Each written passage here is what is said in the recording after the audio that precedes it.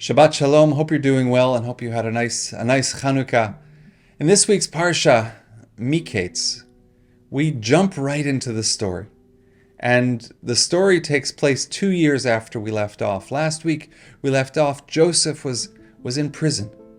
And what was going to happen? What was going to be with Joseph? He had made requests to remember him, that he not be forgotten. But of course he was forgotten. 2 years passed and suddenly he's remembered and he's brought in to interpret dreams. He's brought in for his strength. Joseph, the dreamer, the one who has dreams himself, who interprets the dreams, not only of his own, but of others. And our Parsha jumps in with 2 years have passed and Joseph is remembered. It's a cliffhanger. It was a cliffhanger. We were left in suspense. And then 2 years pass and now the story resumes. And if that wasn't enough of a cliffhanger, our Parsha this week also ends in a cliffhanger. It doesn't begin only with the resolution of a cliffhanger, but there's another one as well. It's an extraordinary device that our sages use to keep us on the edge of our seats.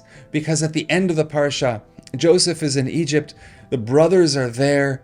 Joseph knows who they are. They don't know who he is. What's going to happen? What is this moment going to be like? We've been waiting for this moment. They've been waiting for decades. We've been waiting for weeks reading this story. What's going to happen? And the Parsha ends. And we have to wait until next week to find the answer. Meaning, last week's Parsha ended in suspense. We had to wait a week to find out what happened to Joseph sitting there in jail. This week's Parsha ends in suspense, and we're going to have to wait a week to find out about what that reunification between the brothers was like. Why are we given these cliffhangers?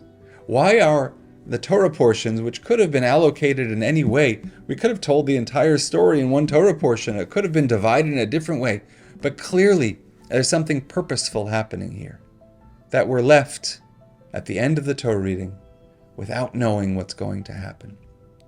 And I once heard a beautiful insight which said very simply that this is the way life is. That life is filled with such events, and the events are filled with sorrow, and the events are filled with pain and uncertainty, and what will be, in Hebrew, ma yihyeh. And we have to wait. And we have to be patient to find out, because you're not privy to the answer. Sorry. The answer is not available to you right now. The only solution, of course, is to act and of course is to do. But in terms of finding out what's the meaning of all this, what's all this about, you need to wait. You need to have patience, because that's the way God works. That's the way the world works. Have some patience. That's what's being asked of us right now in so many different ways. We wish we could see clearly through to the end of these moments of distress and difficulty. But that view to that great and better and brighter future that we have so much faith in, that view is cloudy. It's obscured. What's going to happen? I know what's going to happen. I know Israel will win. I know that terrorism and the terrorists will lose and perish. But how is it going to happen? When is it going to happen? How soon is it going to happen? That much I really don't know. And I wish I knew. It would help me plan a lot of things. It would help you plan. It would help everybody figure out what to do and how to do it, and with what sense of urgency to do it. But we don't know. We can't see the future. Only God can see the future. And that's a lesson of our Torah portion. Sometimes patience is what's needed. While we're acting and fighting on the one hand, but in terms of seeing the big picture, the meaning of all this, where is this going to lead? Patience. And it's so hard. It's so difficult. This past week we had an extraordinary program at the synagogue in which we spoke about what's next and insights into activism and what people can do. And we had the great honor of welcoming the Honorable Denis Coderre, the former mayor of Montreal, of inviting him to speak, to address us, to give us some words of inspiration and of friendship. and of support. And Denis has been a dear friend, personally, and of our community. And he unfortunately has suffered some health setbacks in the last number of months. And now, for the time being, he's walking around with a cane. And he asked us, as he concluded his remarks, he said, try not to pay too much attention to the cane. Listen to the words. Remember the words that I said, but don't remember the cane.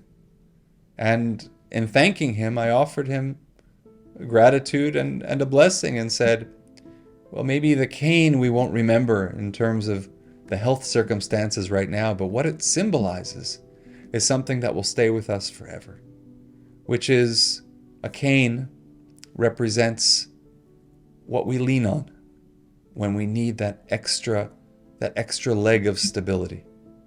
When a person needs some help, they need, and sometimes it takes swallowing pride, and sometimes it's something that we resist, but sometimes it's necessary.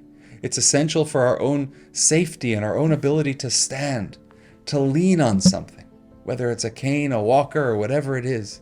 Sometimes we just need to lean. And sometimes in life, we need others to lean on as well. It's not always a cane and walking and health. Sometimes it's our spiritual health, it's our emotional health.